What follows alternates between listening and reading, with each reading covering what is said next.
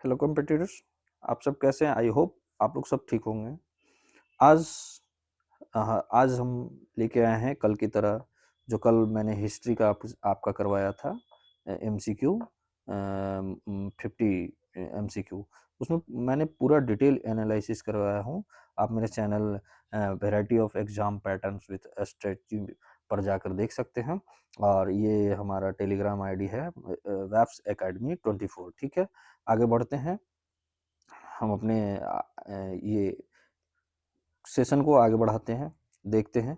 और ये आपका बीपीएससी और एईडीओ और जो बिहार शिक्षक और एसआई के लिए और अदर एग्जाम के लिए बहुत ही मोस्ट यूजफुल मतलब ये होगा। ठीक है, ऐसा नहीं है कि आपको सिर्फ यहाँ पे 50 क्वेश्चंस या 25 क्वेश्चन करवा कर सिर्फ छोड़ दिया जा रहा है। ठीक है, इसमें पूरे डिटेल्स आपको बताया जा रहा है। ठीक है, आप बेशक हो कि आप पिछले क्लास भी मेरा हिस्ट्री का जो है वो भी जाके देख सकते हैं मेरे चैनल पे variety of exam pattern with SSG पे जाकर आप देख सकते हैं। उसमें भी मैंने बहुत अच्छे से डिटेल्स करवाया हूँ और आज भी मेरी कोशिश रहेगी कि आपको बहुत कुछ मतलब देने का।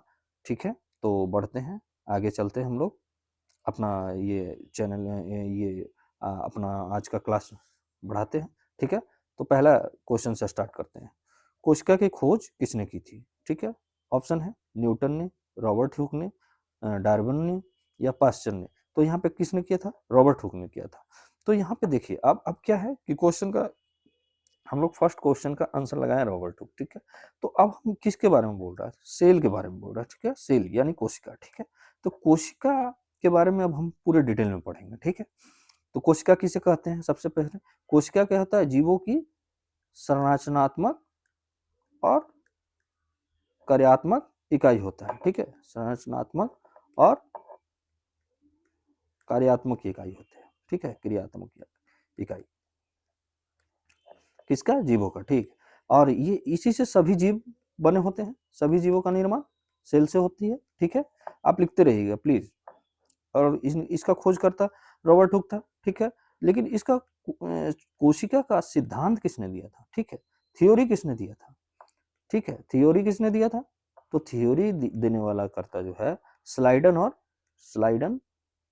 और स्वान ने दिया था। ठीक है, दोनों मिलकर दिया था, स्लाइडर और स्वान ने दिया था। ठीक,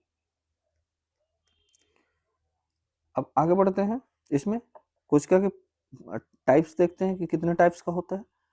तो कितने टाइप्स का कोशिका होते हैं? तो पहले देखेंगे संरचना के आधार पर। ठीक है, संरचना के आधार पर देखेंगे, संरचना के आधार पर देखेंगे। तो पहला है प्रोकैरियोटिक। ठीक है, प्रोकैरियोटिक, कैरियोटिक। ठीक है, इसमें क्या है? इसमें क्या होता है? नाभिक और जो झिल्ली होती है इसमें अनुपस्थित रहता है। ठीक है, नहीं होता है। ठीक है, जैसे इसका इसका एग्जाम्पल क्या पढ़ेंगे प्रोकैरियोटिक का? तो ये है बैक्टीरिया। ठीक है, बैक्टीरिया। अब दूसरा देखेंगे। ठीक है, दूसरा है संरचना के आधार पर यूकैरियोटिक। ठीक है, यूकैरियोटिक, यूकैरियोटिक कोशिका। तो यूकैरियोटिक कोशिका में क्या होता है?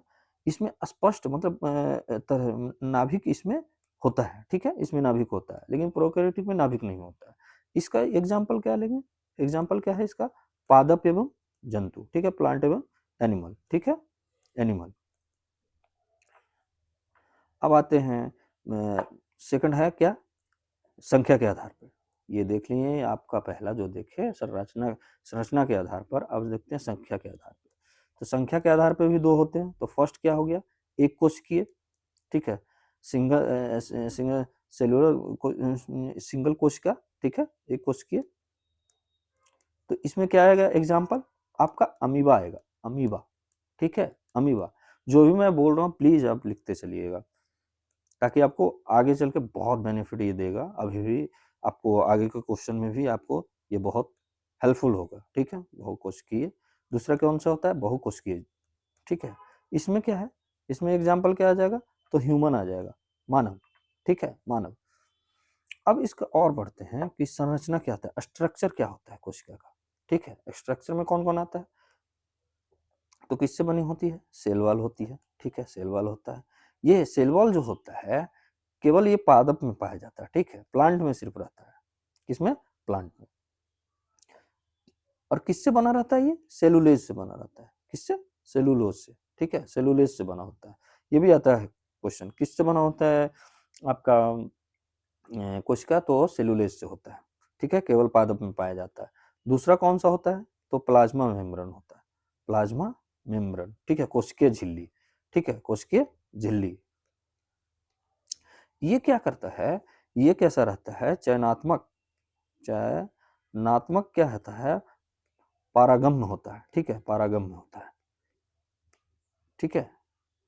मतलब ये क्या होता है चयनात्मक? मतलब क्या पारागम्य हो कि जो बॉडी के लिए या प्लांट के लिए जो सही होगा उसी को वो जाने देगा, बाकी को रोक के रखेगा, ठीक है। अब तीसरा क्या होता है? साइटोप्लाज्मा, ठीक है, साइटोप्लाज्मा, साइटोप्लाज्मा। ये क्या होता है? ये क्या करता है? कोशिकीय, जो कोशिकीय क्रिया होता है ये साइटोप्लाज्मा में ही होता है। मतलब क्रिया का स्थान, मतलब क्रिया का स्थान क्या हो गया? साइटोप्लाज्म, ठीक है। चौथा क्या होता है? नाभिक होता है, नाभिक होता है, ठीक है। नाभिक, नाभिक में क्या होता है? डीएनए, डीएनए और क्रोमोसोम, ठीक है। ये क्या करता है? कोशिका का नियंत्रण केंद्र कहलाता है। कोशिका का नियंत्रण केंद्र किसको कहेंगे? नाभिक को, ठीक है। कोशिका का नियंत्रण केंद्र किसे कहेंगे? नाभिक को। अब आगे और बढ़ते हैं और जानते हैं इसके बारे में, ठीक है। एक चीज और आता है, बहुत ज्यादा क्वेश्चन में आता है कि पादप कोशिका और अंतर किसके बीच? जंतु में, ठीक है, जंतु कोशिका में, ठीक। तो पहला देखते हैं कि क्या है पादप कोशिका में, ठीक है। तो एक मिनट, यहाँ पे देखते हैं सेल, जो हम लोग संरचना में देखे हैं कि प्लांट हो गया और एनिमल हो गया, ठीक है। क्या क्या पाया जाता है? तो सेल वॉल, ठीक है, सेल वॉल, सेल वॉल। तो प्लांट में क्या होता है? ये प्रेजेंट होता है, ठीक है, प्रेजेंट होता है।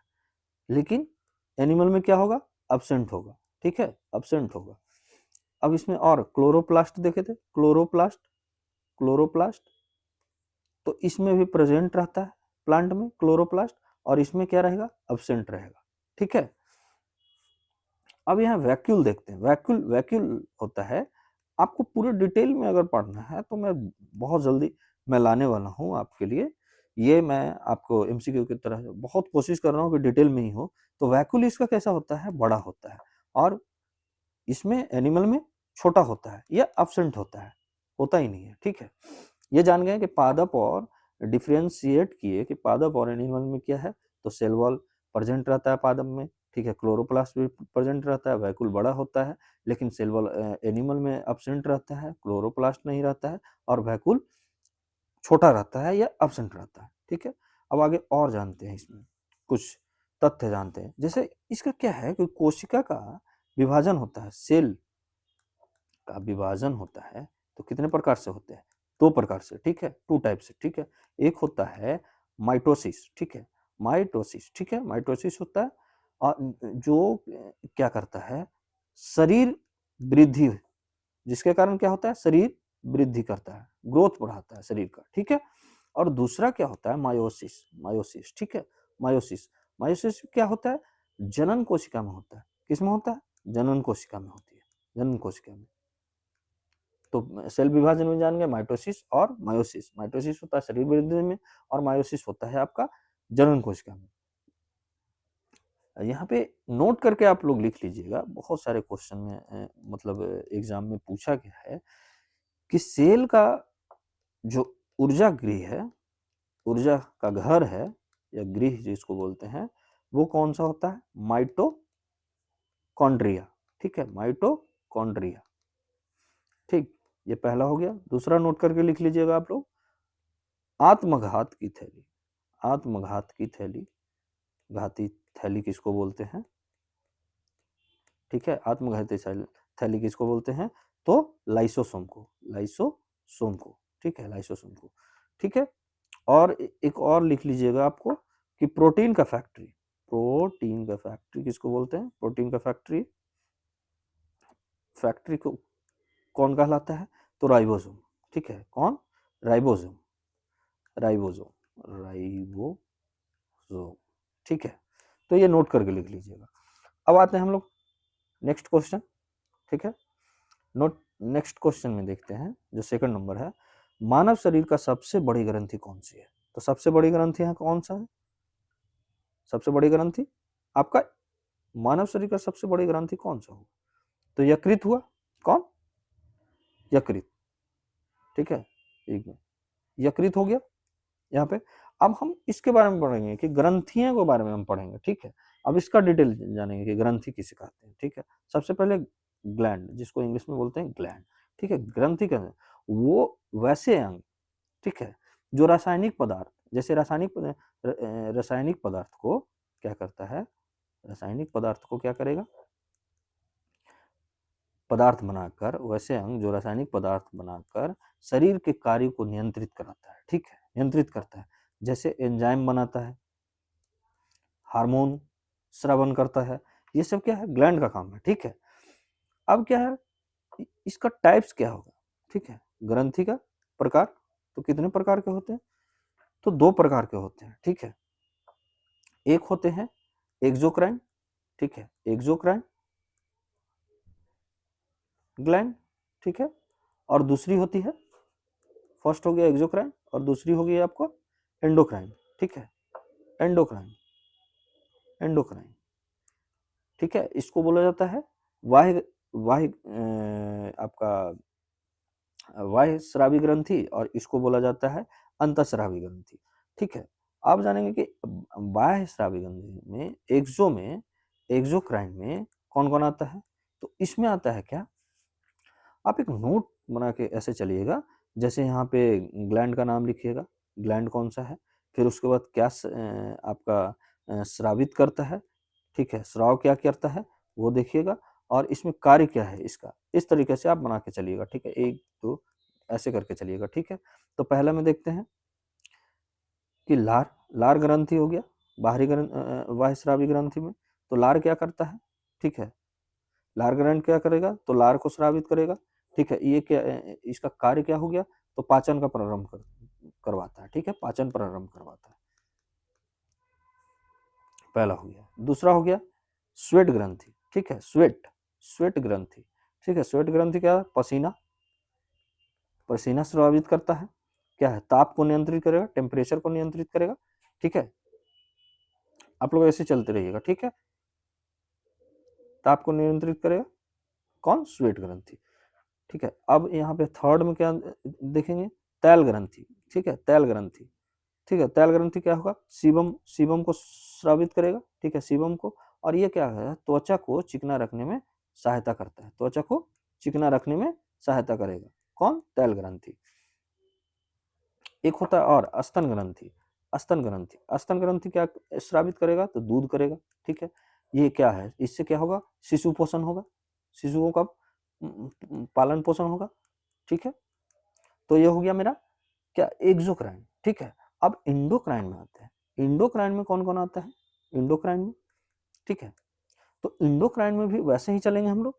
पहला कौन हो गया, पिट्यूटरी ग्लैंड, ठीक है, जिसको पीयूष ग्रंथि बोलते हैं, ठीक है, पीयूष ग्रंथि, ठीक है। इसमें क्या है, ग्रोथ हार्मोन को ये स्रावित करता है, ठीक है, ग्रोथ वृद्धि हार्मोन को स्रावित करता है, ठीक है। जो पैटर्न मैंने बनाया था वही आप करते जाइएगा, ठीक है। इसको मास्टर ग्लैंड भी बोला जाता है, ठीक है। दूसरा क्या है, थायराइड ग्रंथि, ठीक है, थायराइड ग्रंथि, थायराइड ग्रंथि। इसमें क्या हो गया, थायराइड ग्रंथि में आपका ये क्या, थायरोक्सिन को, थायरोक्सिन हार्मोन को ये स्रावित करता है, ठीक है, थायरोक्सिन को करेगा स्रावित। और ये क्या करता है, चय चय अपचय में, चय अपचय को, चय अपचय को नियंत्रण करता है, कंट्रोल करता है, ठीक है। जितना मैं बोल रहा हूँ आपको इस पे बोर्ड पे और लिख रहा हूँ, आप प्लीज सब खुद से आप नोट कीजिएगा, आपको बहुत काम देगा, ठीक है। दो हो गया इंडोक्राइन में आपका। अब यहाँ पे देखते हैं तीसरा कौन सा है, तीसरा देखेंगे, ठीक है, पैराथायड, ठीक है, पैराथायराइड, ठीक है, थायराइड, पैराथायराइड ग्रंथि हो गया। ये क्या निकालेगा, पैराथॉर्मोन, ठीक है, थॉर्मोन स्रावित करेगा। ये क्या करता है, जो कैल्शियम होता है ना हमारे शरीर में, उसको ये बैलेंस करके रखता है, ठीक है। पैराथर्म। अब आ जाते हैं, एक नाम सुनेंगे अधिवृक्क, ठीक है, अधिवृक्क ग्रंथि, ठीक है। जितना मैं बता रहा हूँ वो ये आपका, जिसको इसको इंग्लिश में बोला जाता है एड्रेनल एड्रेनल ग्लैंड, ठीक है। तो इसमें क्या है, एड्रेनिल एड्रेनिल जो है को स्रावित करता है, और ये क्या करता है, आपात स्थिति में हमें आपात स्थिति से बचाता है, ठीक है। जैसे कुछ हुआ, घबराहट, मान ले कुछ भूकंप हुआ, ये हुआ, तो ये हमें बताता है, ये हार्मोन उस समय स्रावित होता है, तो आपात की स्थिति में हो गया, ठीक है। अगर कुछ मान लिया जाए कि कहीं कीड़ा या कुछ भी आ रहा है, अचानक से हवा आ जाती, तो ये मुझे पहले से ये मतलब तुरंत भी ये मतलब क्या होता है, एड्रेनलिन मतलब एक्टिव हो जाता है ये ग्लैंड। फिर हो गया पैनक्रियाज, ठीक है, पैनक्रियाज जिसको अग्नाशय बोलते हैं, ठीक है, अग्नाशय। तो अग्नाशय से क्या निकलती है, इंसुलिन, ठीक है, इंसुलिन, आगे भी पढ़ेंगे इंसुलिन के बारे में भी। इंसुलिन जो रक्त शर्करा का क्या करता है, नियंत्रण करता है, नियंत्रण करेगा, ठीक है, आपका रक्त शर्करा का नियंत्रण करेगा। अब आते हैं पिनियल, पिनियल ग्लैंड भी होता है, एक पिनियल ग्लैंड भी होता है। पिनियल ग्लैंड क्या करता है, जो मेलाटिन है, मेलाटिन नामक मेलाटोनिन नामक हार्मोन को निकालता है। ये क्या करता है, नींद चक्र को, नींद का जो हम लोग को रात में जो सोते हैं ना, यही चक्र को ये जब तक नहीं निकलेगा हम लोग को नींद नहीं है। अगर किसी को नींद का प्रॉब्लम होता है तो कहीं ना कहीं ये मेलाटोनिन जो होता है हार्मोन, इसकी कमियों से होता है, ये स्रावित कम होता है तो नींद हमें नहीं आता है, ठीक है। फिर वैसे ही अंडाशय से जो निकलता है, अंडाशय से एस्ट्रोजन निकलता है। कौन सा हार्मोन निकलता है, एस्ट्रोजन निकलता है। ये किस में रहता है, तो स्त्री में रहता है, ठीक है। और वृषण, वृषण किस में होता है, पुरुष में होता है। ये क्या निकालता है, टेस्टोस्टेरोन निकालता है, ठीक है, टेस्टोस्टेरोन निकालता है, ठीक है, टेस्टोस्टेरोन लिखते जाइएगा। अब बाकी अब यहाँ पे कुछ और भी था, मतलब कि और भी ग्लैंड होंगे जो मैं आपको नहीं बता पाया हूँ, लेकिन आपको जो फुल डिटेल क्लास मिलेगी उसमें मैं बताऊंगा, ठीक है। यकृत के बारे में भी थोड़ा सा जान लेते हैं, यकृत के बारे में। तो यकृत यकृत यकृत क्या है, सबसे बड़ा ग्लैंड है, ठीक है, बिग, सबसे बड़ा ग्लैंड। और ये स्राव क्या करता है, यकृत से क्या स्रावित होता है, तो पित्त होता है, ठीक है, बाइल, जिसको बाइल कहते हैं, BIL। ये क्या क्या कार्य करता है, तो वसा का पाचन करता है, वसा का पाचन करेगा, ठीक है। विषैले पदार्थ का क्या करेगा, नाश करेगा, ठीक है। और ग्लाइकोजन का भंडारण करता है। कहाँ होता है ग्लाइकोजन का भंडारण, ग्लाइकोजन का भंडारण कहाँ होगा, यकृत में, ठीक है। कौन सा, यकृत में। चलिए अब आते हैं, इतना किए हम लोग पूरे डिटेल से।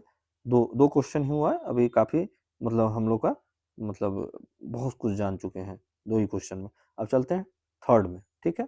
थर्ड में क्या बोलता है यहाँ पे, आगे बढ़ते हैं। पौधे में भोजन बनाने की प्रक्रिया को क्या कहलाती है, पौधे जो भोजन बनाता है वो प्रक्रिया क्या कहलाता है, तो श्वसन नहीं कहलाएगा, ठीक है, वाष्पोत्सर्जन भी नहीं कहलाएगा, निषेचन भी नहीं कहलाएगा, प्रकाश संश्लेषण कहलाएगा, ठीक है। इसमें कौन सा होगा, प्रकाश संश्लेषण। अब इसके बारे में जानते हैं, प्रकाश संश्लेषण, ठीक है। अब यहां से प्रकाश संश्लेषण के बारे में हम लोग जानते हैं, ठीक है। तो ये प्रकाश संश्लेषण पहले मतलब ये क्या करता है, ठीक है।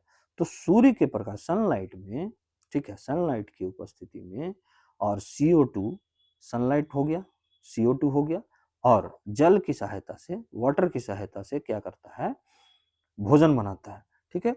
वाटर की सहायता से क्या करेगा, पौधा, ये पौधे का कार्य है। पौधा क्या करेगा, पौधा जो है सनलाइट लेगा, सनलाइट CO2 लेगा और जल लेगा। ये तीनों की सहायता से क्या करता है, ये ग्लूकोज का निर्माण करता है। ग्लूकोज यानी पौधे के लिए भोजन हो गया, भोजन का निर्माण करता है।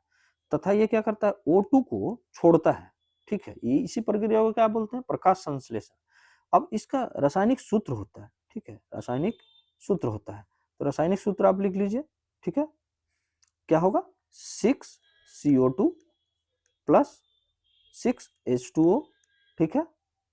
यहाँ पे सनलाइट पड़ा और क्लोरोफिल नामक एक होता है क्लोरोफिल, ठीक है, उसकी सहायता से क्या करता है, ये क्या बनाता है, ग्लूकोज बनाता है। तो C6H12OH, ठीक है, ये हो गया ग्लूकोज, ठीक है, एक क्या हो गया, ग्लूकोज हो गया, ग्लूकोज का निर्माण किया, और O2 जो होता है वो मुक्त करता है, ठीक है, उसको O2 को मुक्त किया, ठीक है। आप लिखते चलिएगा, जो भी बता रहा हूँ लिखते चलिएगा, और आपको जो चीज़ समझ में नहीं आ रहा है, मान लिया जैसे मैं बता रहा हूँ, मैं लिख रहा हूँ, आपको सही से मेरी आवाज़ नहीं आ पा रही है, तो प्लीज़ आप कमेंट करके मुझे वीडियो में बताइएगा, ताकि मैं नेक्स्ट वीडियो जब मैं अपलोड करूँ तो मैं थोड़ा स्लो या जो भी है आपकी मांग, वो मैं आपको पूरा कर सकूँ, ठीक है। अब इसके बनाने के लिए आवश्यक तत्व कौन कौन हो गए, ये पूछता है, ठीक है। सनलाइट हो गया, क्लोरोफिल हो गया, ठीक है, क्लोरोफिल हो गया, H2 हो गया, ठीक है, CO2 हो गया, ठीक है। ये क्या है, आवश्यक तत्व है, किसके लिए, प्रकाश संश्लेषण के लिए। और ये होता कहाँ है, तो पत्तियों में होता है, ठीक है, जिसको पत्तियों में होता है, जिसको क्लोरोप्लास्ट भी बोल सकते हैं, क्लोरोप्लास्ट, क्लोरोप्लास्ट, ठीक है। अब यहाँ पर प्रकाश संश्लेषण के बारे में पूरे डिटेल हम लोग जानेंगे। अब यहाँ चौथा नंबर क्वेश्चन देखते हैं, ठीक है। मानव शरीर में रक्त का लाल रंग किसके कारण होता है, मानव शरीर में रक्त का लाल रंग किसके कारण होता है, तो प्लाज्मा के कारण नहीं होगा, हीमोग्लोबिन के कारण होगा, प्लेटलेट वगैरह इसके कारण नहीं होता है। अब यहाँ से जानते हैं, थोड़ा डिटेल जान लेते हैं हीमोग्लोबिन के बारे में, ठीक है, हीमोग्लोबिन के बारे में। तो हीमोग्लोबिन क्या है, ठीक है, तो ये क्या है, आरबीसी में, रेड ब्लड सेल में पाए जाने वाला लौ युक्त प्रोटीन है, ठीक है। कैसा है, लौ युक्त प्रोटीन है, जो क्या करता है, प्रोटीन है जो क्या करता है, O2 का परिवहन करता है, ठीक है, O2 का परिवहन करता है, माने ये O2 को ले जाने का काम करता है कौन, आरबीसी, ठीक है, शरीर में। इसका रंग कैसा होता है, तो रंग लाल होता है, ठीक है। और पुरुष में इसकी जो संख्या, मतलब पुरुष में कितना होना चाहिए एक, तो 13 से 18 ग्राम, ठीक है। और महिलाओं में तो 12 से 16। और बच्चों में कितना होना चाहिए, 11 से 14 ग्राम, ठीक है। ये आप नोट करते चलिएगा, ठीक है, इतनी होनी चाहिए। इसकी कमी से क्या होता है, मान लीजिए हीमोग्लोबिन की कमी है, तो इससे कौन सा रोग होता है, तो एनीमिया होता है, एनीमिया, ठीक है, एनीमिया, एनीमिया रोग होता है, जिसको रक्त अल्पता कहते हैं, ठीक है, रक्त अल्पता कहते हैं, ठीक है।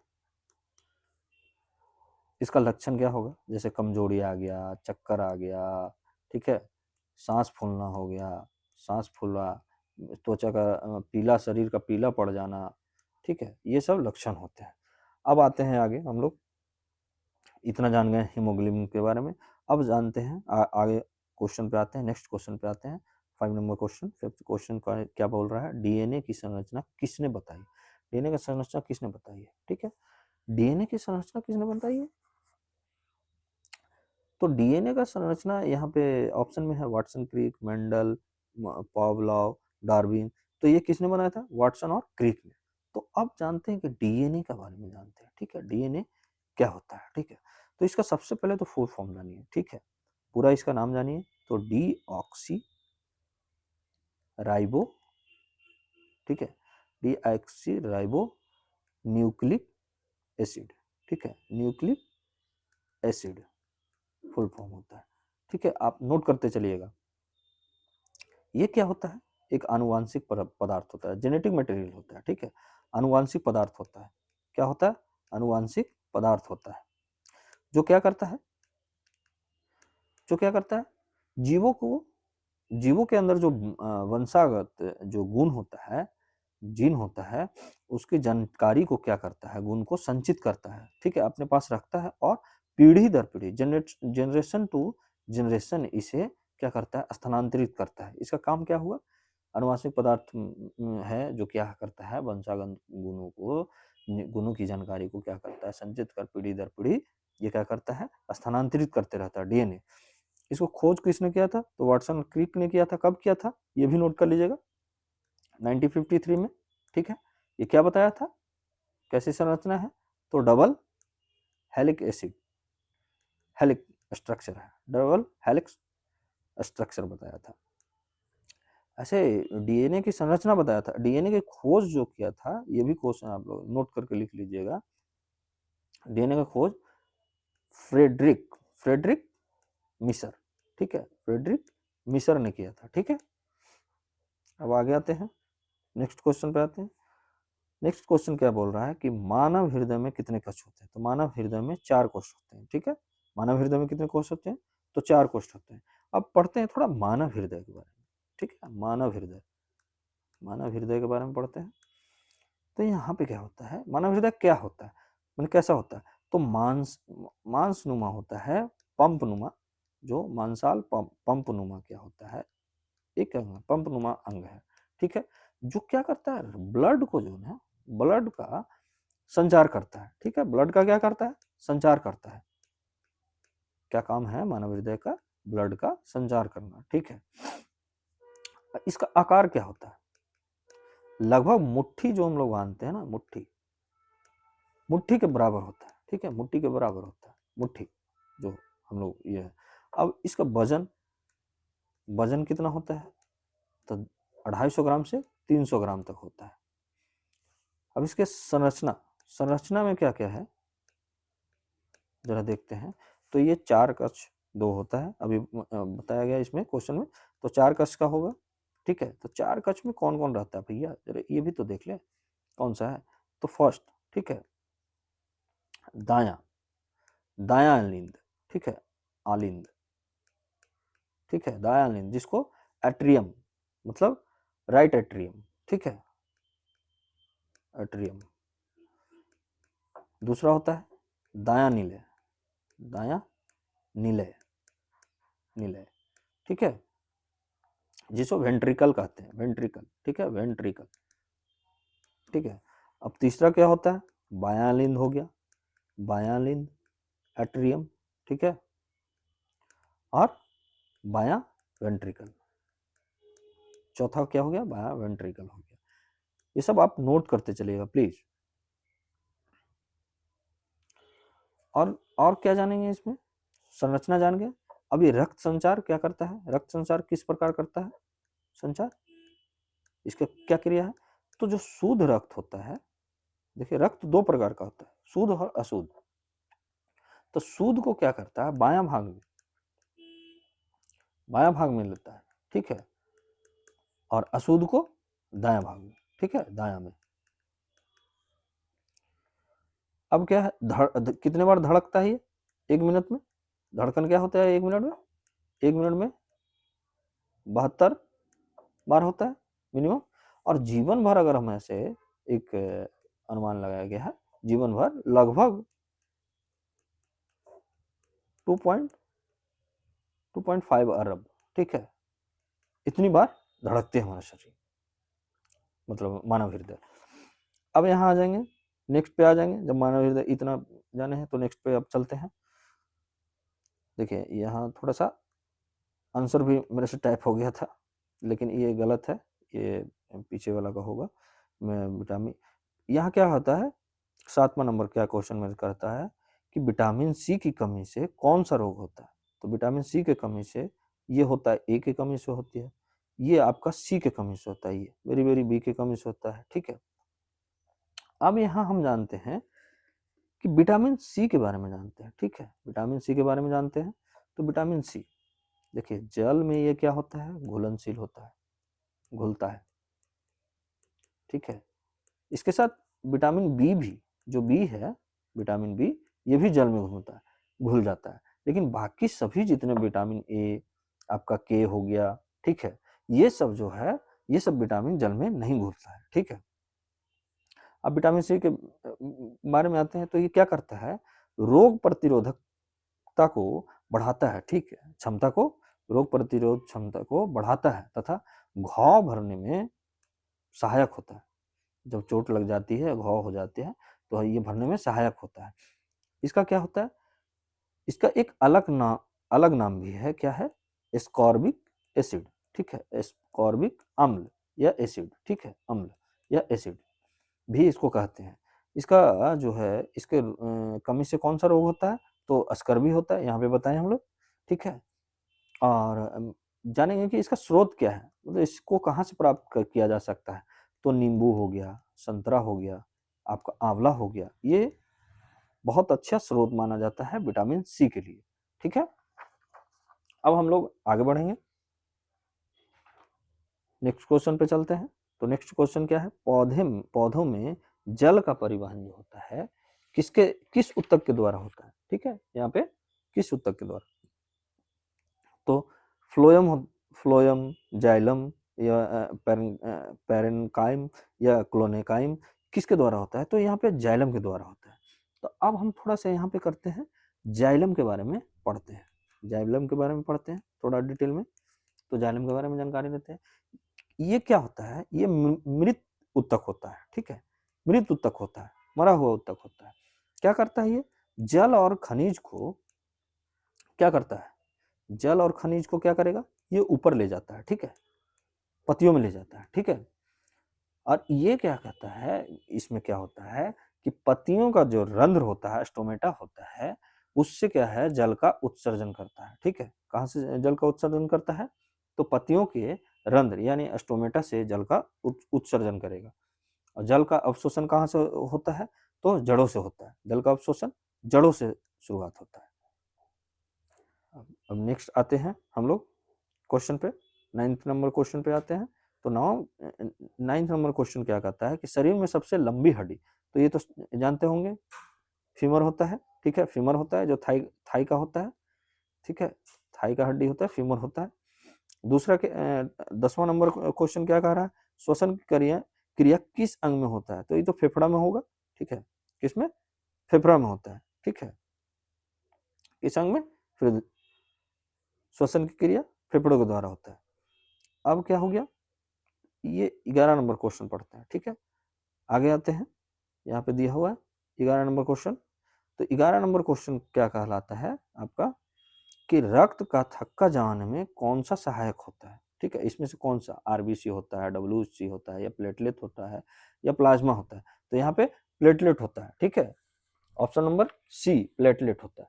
तो अब थोड़ा सा हम लोग जानते हैं कि रक्त का थक्का के बारे में जानकारी लेते हैं, रक्त का थक्का, ठीक है। तो रक्त का थक्का किसके कारण होता है, सबसे पहले तो विटामिन जानते हैं किसके कारण, तो के, विटामिन के कारण होता है, ठीक है। और विटामिन के में अगर कमी हो जाता है, विटामिन के का कमी हो जाता है, तो क्या होता है, रक्त अधिक स्रावित करने लगता है, ठीक है। और यहाँ पे रक्त का थक्का जमने में सहायक ये भी प्लेटलेट भी करता है। तो प्लेटलेट के बारे में थोड़ा सा जानकारी लेते हैं। तो प्लेटलेट, ठीक है, प्लेटलेट का जानकारी लेते हैं। तो ये धक्का जमने में तो सहायक है। इसका बस इसके बारे में एक चीज और जान लीजिए आप लोग, इसका अन्य नाम भी है, ठीक है। एक दूसरा नाम है प्लेटलेट का, थ्रोम्बोसाइट, ठीक है।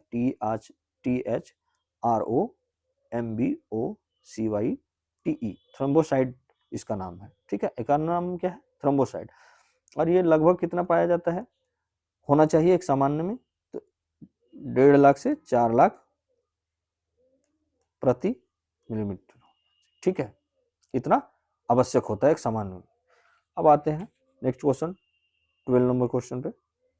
तो 12 नंबर क्वेश्चन क्या कहता है आपका, मानव में सामान्य रक्त पीएच कितना होता है, तो सामान्य रक्त पीएच कितना होता है आपका, 7.4 होता है, ठीक है। ऐसे इसका एक्चुअल जो होता है 7.35 से 7.45 होता है, लेकिन सामान्यतः कितना माना जाता है, 7.4 माना जाता है, ठीक है। अब थोड़ा सा रक्त का पीएच, इसका क्या होगा, इसका पीएच कैसा हो गया, क्षारीय हो गया थोड़ा, क्योंकि 7 से ज्यादा है तो क्षारीय हो गया, 7 से कम रहता तो अम्लीय रहता। अब पीएच की भाई पीएच की संतुलन की जरूरत क्यों होती है, तो इससे क्या होता है, एंजाइम सही से कार्य करता है, एंजाइम सही से काम करेगा, शरीर की सामान्य क्रियाएं बनी रहती है जो भी हम करते हैं जो, ठीक है। अब आगे बढ़ते हैं, 30 नंबर क्वेश्चन में आते हैं। कौन सा हार्मोन मधुमेह से संबंधित है, अभी पीछे पढ़े थे कि इंसुलिन का स्रावित करता है, तो इंसुलिन के कारण ही आपका मधुमेह रोग संबंधित है, ठीक है। पौधे की कोशिका भित्ति किससे बनी होती है, ठीक है। पौधे की कोशिका भित्ति किससे बनी होती है? तो पीछे हम लोग पढ़े थे, किससे? सेलुलोज से होती है। किससे होती है? सेलुलोज से बनी होती है। अब आगे चलते हैं, फिर 15 नंबर क्वेश्चन देखते हैं। 15 नंबर क्वेश्चन में क्या कहता है हमें?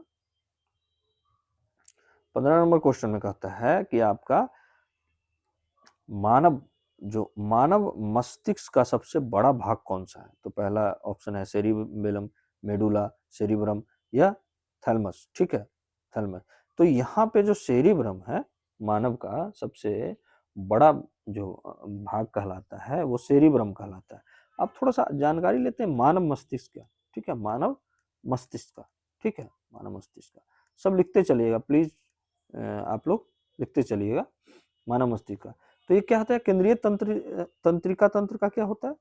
मुख्य भाग हो गए तंत्रिका तंत्र का, ये भी पढ़ेंगे हम लोग। तंत्रिका तंत्र जब आपका फाउंडेशन कोर्स आएगा, आपके मेरे चैनल पे जब फाउंडेशन कोर्स आए, सारा चीज मैं आपको डिटेल्स में पढ़ाऊंगा। ठीक है, अभी तो ये क्वेश्चन के अकॉर्डिंग मैं आपको समझा रहा हूँ जितना मेरे से हो रहा है।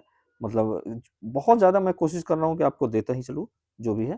तंत्रिका तंत्र का ये क्या है? मुखंग है, जो सभी क्रियाओं को क्या करता है? नियंत्रण करता है। ठीक है, कंट्रोल कौन करता है? मानव मस्तिष्क करता है। तो इसका भाई कितना भाग होता है? ठीक है, मानव मस्तिष्क में कितने भाग होते हैं? तो पहला अग्र होता है, मतलब आगे वाला भाग होता है। दूसरा मध्य वाला भाग होता है, और तीसरा होता है पार्श्व भाग। ठीक है, पीछे का भाग। तो आगे वाला भाग में क्या होता है? आगे वाला भाग में कुछ क्या होता है? ये आपका आगे वाले भाग में क्या हो गया? सेरिब्रम, जो सबसे बड़ा क्या है? सबसे बड़ा भाग है। सबसे बड़ा क्या है? सेरिब्रम, सेरिब्रम है। ठीक है, सबसे बड़ा भाग सेरिब्रम। और ये क्या कार्य करता है सेरिब्रम का? तो सोचने की शक्ति, स्मृति करने का, और बुद्धि और इच्छा अनुसार कार्य करने का ये मतलब कार्य करता है। इसका कार्य क्या होगा? सोचता है ये, स्मृति करता है, बुद्धि इससे आती है। ठीक है, इच्छा अनुसार मतलब बुद्धि मतलब ज्ञान से ये काम करने का सोचता है। ठीक है, अब दूसरा क्या हुआ इसमें? मध्य में, मध्य में ये आता है। मध्य वाले भाग क्या करता है? तो ये देखने और सुनने की क्रिया का काम करता है। ठीक है, देखने और सुनने का, देखने और सुनने का। ठीक है, लिसनिंग का काम करता है। ठीक है, देखने और लिसनिंग का काम करता है। अब थर्ड में हमारा क्या है? तो पस मस्तिष्क है, तो पीछे वाला भाग। ठीक है, तो पीछे वाला भाग में क्या क्या है? तो सेरिबेलम है। ठीक है, सेरिबेलम, सेरिबेलम है, सेरिबेलम। ये क्या काम करता है? शरीर का जो संतुलन होता है ये बनाए रखता है। शरीर का संतुलन कौन बनाए रखता है? बैलेंस कर किया रहता है सेरिबेलम। ठीक है, मांसपेशियों का समन्वय करवाता है। दूसरा क्या होता है? पॉन्स होता है। दूसरा क्या होता है? पॉन्स। ठीक है, पॉन्स, ये भी है, लिखते चलिएगा। ये क्या करता है? सांस लेने में सहायक करता है, श्वसन में सहायक करता है, श्वसन में सहायक करेगा, श्वसन में सहायक। ठीक है, अब तीसरा एक और होता है इसका, मेडुला, मेडुला ऑब्लोगेंटा। ठीक है, मेडुला ऑब्लो ऑब्लोंगाटा। ठीक है, ऑब्लोंगाटा। ये क्या करता है? अनैच्छिक क्रिया, जैसे अनैच्छिक क्रिया हृदय गति, इसको आप रोक नहीं सकते हैं। श्वसन रोक नहीं सकते, रोकने से आपकी दिक्कत होगी। पाचन, ये अनैच्छिक क्रिया है। ये अनैच्छिक क्रिया का कार्य कौन करता है? मेडुला ऑब्लोगेंटा। ठीक है, अब इतनी जानकारी हम लोग पढ़ लिए मानव मस्तिष्क के बारे में। अब नेक्स्ट क्वेश्चन पे चलते हैं। क्या कहता है? बाष्पोत्सर्जन मुख्यतः किस भाग से होता है? तो पौधे के किस भाग से होता है? अभी पढ़े थे। तो जड़ से होता है। किससे? जड़ से होता है, पीछे हम लोग पढ़ चुके हैं। ठीक है, अब आगे बढ़ते हैं 17 नंबर क्वेश्चन में। 17 नंबर क्वेश्चन क्या कहता है? ठीक है, आपका 70 नंबर क्वेश्चन, मेंडल का संबंध किससे था? मेंडल का संबंध पीछे ही हम लोग जाने हैं। मेंडल का संबंध में कि अनुवांशिक, जेनेटिक। ठीक है, जब हम लोग डीएनए के बारे में पढ़ रहे थे तो वहां पे बताए थे आप लोगों को कि इसका जो मेंडल मेंडल जेनेटिक के बारे में दिए थे, जेनेटिक के बारे में दिए थे।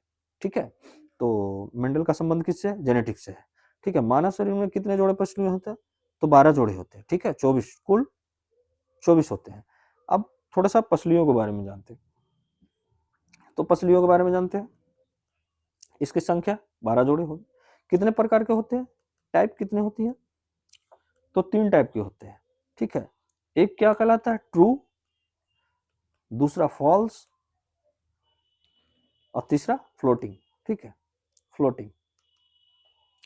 तो ट्रू ट्रू की संख्या कितनी होती है, ट्रू की संख्या 7 जोड़े होते हैं, ठीक है, 7 जोड़े। और फॉल्स की संख्या 3 जोड़े, ठीक है, 3 जोड़े। और फ्लोटिंग की संख्या 2 जोड़े, ठीक है।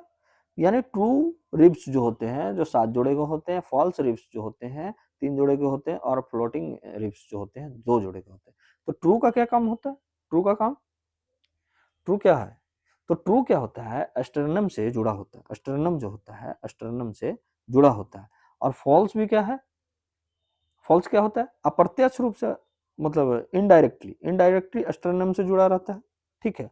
लेकिन ये क्या होता है, फ्लोटिंग जो होता है, फ्लोटिंग होता है एस्टर्नम से जुड़ा नहीं रहता है, ठीक है, फ्लोटिंग एस्टर्नम से जुड़ा नहीं रहता है। याद रखने योग्य बातें हैं क्या, हाँ यहाँ पे क्या है, एस्टर्नम से कौन कौन जुड़े होते हैं। तो भाई डायरेक्टली होता है ट्रू, और फॉल्स जो होता है इनडायरेक्टली। लेकिन यहाँ फ्लोटिंग जो रिप्स होते हैं वो हमारा नहीं जुड़ा रहता है एस्टर्नम से, ठीक है। इसका कार्य क्या करता है कि हृदय एवं फेफड़ों को सुरक्षा प्रदान करता है। क्या करता है, हृदय, हार्ट और फेफड़ा को सुरक्षा प्रदान करता है। कौन, पसलियां। और इसका एक काम और रहता है, श्वसन में सहायता करता है, श्वसन में सहायता करेगा, हेल्प करता है, ठीक है। अब आगे आते हैं 19 नंबर क्वेश्चन पे। प्रकाश संश्लेषण, देखिए पीछे भी हम लोग प्रकाश संश्लेषण के आवश्यक गैस कौन है, ठीक ठीक है। तो यहाँ पे कौन से गैस है, तो कार्बन डाइऑक्साइड इसके लिए आवश्यक हो गया, ठीक है। ऑक्सीजन तो ये मुक्त करता है, O2 लेता है, ठीक है। यहाँ पे क्या क्या हम बताए थे पीछे, कि सनलाइट की जरूरत होगी, ठीक है, CO2 की आवश्यकता होगी, और H2O की जरूरत होगी, यानी जल की जरूरत होगी। इसमें क्या करता है, इसमें O2 को ये क्या करता है, मुक्त करता है। तो यहाँ पे O2 की तो जरूरत नहीं पड़ेगी इसको ना, ठीक है। अब आते हैं यहाँ पे 20 नंबर क्वेश्चन पे। कौन सा विटामिन रक्त के थक्का में सहायक है, पीछे ही पढ़े हैं, विटामिन के, ठीक है, विटामिन के। अब चलते हैं नेक्स्ट क्वेश्चन पे। तो 21 मलेरिया किसके कारण होता है, मलेरिया जो होता है, मलेरिया रोग जो होता है किसके कारण होता है, बैक्टीरिया, वायरस, प्रोटोजोआ, फंगस। तो ये प्रोटोजोआ, परजीवी के कारण, पैरासाइट के कारण होता है, ठीक है, पैरासाइट के कारण होता है, ठीक है, प्रोटोजोआ के कारण होता है। अब इसके बारे में थोड़ा सा पढ़ लेते हैं, मलेरिया, ठीक है, मलेरिया रोग जो होता है, मलेरिया जो है इसके बारे में थोड़ा हम लोग जानकारी ले लेते हैं। तो मलेरिया कैसा रोग है, संक्रामक रोग है, ठीक है, संक्रामक रोग है। कैसा रोग है, तो संक्रामक रोग है, ठीक है। जो किससे होता है, प्लाज्मोडियम, ठीक है, प्लाज्मोडियम नामक परजीवी के कारण होता है, ठीक है, परजीवी के कारण होता है। ये नोट करते चलिएगा आप लोग, कारण होता है। और इसका जो वाहक हम अगर देखेंगे कि वाहक कौन है, मतलब इसको वह कौन करता है वहन, तो ये मादा, मादा एनोफ्लीज, ठीक है, एनोफ्लीज मच्छर द्वारा, ठीक है, मादा एनोफ्लीज मच्छर द्वारा, मच्छर है, ठीक है, मादा मच्छर, जो मादा एनोफ्लीज मच्छर द्वारा ये वाहक का काम करता है।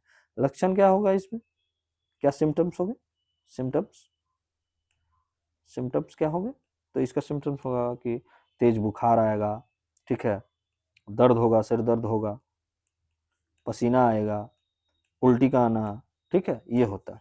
इसके कारण क्या होता है, मलेरिया, मलेरिया क्या करता है, आरबीसी को क्या कर देता है, नष्ट कर देता है। जो पीछे हम लोग पढ़े थे, आरबीसी को नष्ट कर देता है, नष्ट करता है, ठीक है। और हीमोग्लोबिन को भी ये कम कर देता है, ठीक है, आरबीसी और हीमोग्लोबिन को ये कम करता है। अब आगे बढ़ते हैं, 22 नंबर क्वेश्चन, मानव में मूत्र निर्माण किस अंग में होता है, किस अंग में होगा, तो किडनी में होगा, यानी गुर्दा में होगा, किडनी में। किडनी कितने प्रकार के होते हैं, ये भी जान लेते हैं थोड़ा सा किडनी के बारे में। तो 2 होते हैं, संख्या में 2 होते हैं, ठीक है। कार्य क्या करता है, रक्त को छानने का काम करता है, ठीक है। अपशिष्ट पदार्थ को क्या करता है, अलग करता है, अलग करेगा, और मूत्र बनाने का काम करेगा। कौन काम करता है, किडनी करता है, ठीक है। इसमें एक चीज ध्यान देने योग्य बात यह है किडनी के बारे में, कि इसकी जो निर्माण इकाई जो होता है, निर्माण की इकाई को क्या कहा जाता है, नोट कीजिएगा इसको, नेफ्रॉन, ठीक है, नेफ्रॉन, ठीक है, नेफ्रॉन कहा जाता है। निर्माण की इकाई को क्या कहा जाता है, नेफ्रॉन कहा जाता है, ठीक है। अब आगे बढ़ते हैं, अगले क्वेश्चन पे चलते हैं। तो 23 नंबर क्वेश्चन पे क्या कहता है, 23 नंबर क्वेश्चन हमारा कहता है कि आरबीसी का जीवन काल कितना होता है, ठीक है। अब यहाँ पे हम लोग को आरबीसी का जीवन काल, तो ये मैं क्वेश्चन आंसर आपको बताता हूँ, 120 दिनों का होता है। अब थोड़ा सा आरबीसी के बारे में जानकारी ले लेते हैं हम लोग। तो ये क्या हो गया, इसका full form red blood cell, ठीक है, रेड ब्लड सेल, ठीक है। जीवन काल हम लोग जान गए कि कितने, 120 दिनों का। ये क्या काम करता है, O2 और जो CO2 होता है हमारे बॉडी में, उसका परिवहन का काम करता है, ठीक है, परिवहन का काम करता है। इसका एक अन्य नाम जो है, अन्य नाम जो है, नाम क्या है, एरिथ्रोसाइट, एरिथ्रोसाइट, एरिथ्रोसाइट, ठीक है, एरिथ्रोसाइट, इसको एरिथ्रोसाइट कहा जाता है, ठीक है। थ्रोम्बोसाइट किसको, तो हीमोग्लोबिन को, एरिथ्रोसाइट आरबीसी को, ठीक है। इसका निर्माण कहाँ होता है, ये बनता कहाँ है, तो बोन मैरो में। कहाँ बनेगा, बोन मैरो में, ठीक है, बोन मैरो में बनेगा ये, ठीक। और इसका आकार क्या होता है, किस आकार का होता है, तो बाइकॉनकेव होता है, बाइकॉनकेव होता है, ठीक है। इसका जीवन काल तो आप जान ही गए कि 120 दिनों का होता है, ठीक है। अब आगे वाले जो आगे से आइंदा आएगा, आप आरबीसी के बारे में बहुत कुछ जान चुके हैं, ठीक है। पीछे भी हम लोग पढ़े, अभी भी पढ़े, ठीक है। तो इसी तरह हमारा क्या होगा, एक सब्जेक्ट का ओवरऑल नॉलेज हम विकसित करेंगे अपने आप को, ठीक है। 24 नंबर क्वेश्चन पे चलते हैं कि कौन सा रोग वायरस से होता है, तो टीबी नहीं होगा, हैजा नहीं होगा, टाइफाइड नहीं होगा, एड्स होगा, एचआईवी होगा, ठीक है। अब थोड़ा सा हम लोग वायरस के बारे में भी थोड़ी जानकारी ले लेते हैं, ठीक है। यहाँ पे वायरस का बात हुआ है, तो वायरस के बारे में जानकारी ले लेते हैं। यहाँ पे क्या होती है वायरस, तो वायरस क्या होता है कि निर्जीव और जो निर्जीव रहता है और जीवित, निर्जीव और जीवित के बीच का जो कड़ी होता है ना, वायरस कहलाता है, ठीक है। ये बीच की कड़ी बनता है, ठीक है। वायरस क्या है, ये एक अकोशिकीय, मतलब अति सूक्ष्म परजीवी होता है, ठीक है, पैरासाइट होता है, जो केवल क्या होता है, जीवित कोशिकाओं के अंदर ही सक्रिय होता है। मृत कोशिकाओं में ये एक्टिव नहीं होगा, ठीक है, इनएक्टिव रहेगा, ठीक है। इनएक्टिव कहाँ रहेगा, मृत शरीर में। एक्टिव कहाँ हो जाएगा, इसको जब भी अगर जीवित कोशिका मिल जाएगा तो ये एक्टिव हो जाएगा। अब क्या है, वायरस का खोज किसने किया था, तो खोज किसने किया, इसकी इनका नाम है डीजे रेनर, ठीक है, डीजे रेनर, ठीक है। इसका संरचना कैसा होता है, संरचना तो क्या कैसे होता है, न्यूक्लिक अम्ल से बना होता है, न्यूक्लिक अम्ल होता है, जो या तो डीएनए हो गया या आरएनए होता है, आरएनए, ठीक है। इसकी इसी का होता है, दोनों का, ये एक साथ दोनों का नहीं बना रहता, ठीक है। न्यूक्लिक में हो गया। दूसरा क्या होता है, प्रोटीन का आवरण होता है, प्रोटीन का आवरण, जिसको कैप्सिड बोलते हैं। कौन सा प्रोटीन रहता है, कैप्सिड, ठीक है, कैप्सिड, कैप्सिड, ठीक है, कैप्सिड। अब ये कौन सा वायरस के कारण कौन सा रोग होता है, ये भी जरा देख लेते हैं। तो खसरा होता है, जिसको मीजल्स बोलते हैं, खसरा, ठीक है, चेचक, नोट करते चलिएगा, पोलियो, एचआईवी, जो यहाँ एड्स एड्स होता है, और कोविड 19 जो 2019 में आया था, और सार्स, ठीक है, सार्स, ठीक है। इतना याद रखने योग्य बातें हैं। अब हम लोग लास्ट क्वेश्चन आज का है, यहाँ पे 25 क्वेश्चन ही है आज, ठीक है। आप लोग लास्ट क्वेश्चन में, पाचन प्रक्रिया, पाचन की प्रक्रिया कहाँ से शुरू होती है, तो ये मुख से होती है। कहाँ से होती है, मुख से होती है, ठीक है। पाचन प्रक्रिया तो क्यों होती है, मुख से ही क्यों शुरुआत होती है, क्योंकि मुख में क्या पाया जाता है, लार, ठीक है, जिसको सलाइवा बोलते हैं, ठीक है, सलाइवा, ठीक है, सलाइवा। और सलाइवा में क्या मौजूद रहता है, टाइलिन, टाइलिन या सलाइवरी, ठीक है, सलाइवरी, सलाइवरी नामक एंजाइम रहता है, ठीक है, नामक एंजाइम पाया जाता है, ठीक है। इसी कारण क्या होता है, हमारा मुख से ही ये भोजन को पाचन क्रिया मतलब स्टार्ट हो जाता है, ठीक है? आप लोगों को आज का क्लास सेशन कैसा लगा? आप ज़रूर हमारे टेलीग्राम चैनल से वेब्स अकेडमी 24 से जुड़े और हमारे जो चैनल है variety of exam pattern with strategy channel पे आप लोग जाके जुड़े और इसे सब्सक्राइब करें और लाइक करें और कमेंट करके प्लीज़, प्लीज़, प्लीज़ है आप कमेंट करके और भी हमें आप दिशा निर्देश दे सकते हैं कि कैसे किस तरीके से आपको और क्या-क्या चाहिए वो भी आप बताइएगा। आपको कैसा लग रहा है, इससे बेनिफिट कितना हो रहा है, प्लीज़ आप कमेंट में ज़रूर शेयर कीजिए और हमारे टेलीग्राम वेब्स अकेडमी 24 से जुड़े और हमारा channel variety of exam patterns with strategy से जुड़कर आप अपने एग्ज़ाम को और बेहतर बना सकते हैं और आप एक सफल व्यक्ति बन सकते हैं, ठीक है? धन्यवाद, आज के लिए इतना ही काफ़ी है, ठीक है? बाय। और कॉम्पिटिटर्स कुछ आपके मैं सोच रहा हूँ थोड़ा मैराथन करंट का मैराथन लाने का, वो भी हो सकता है आज ही मैं कोशिश कर रहा हूँ कि कम से कम 100 या 150 क्वेश्चन जो पूरे अभी जनवरी जनवरी 2025 का ठीक है, उससे दिसंबर अभी तक का जितना भी क्वेश्चन मतलब जो करंट है उनका एमसीक्यू मैं लाके आपको आप एक बार मैराथन टाइप का क्लास मैं ले सकूँ, ठीक है? धन्यवाद, आज के लिए बस इतना ही काफ़ी है।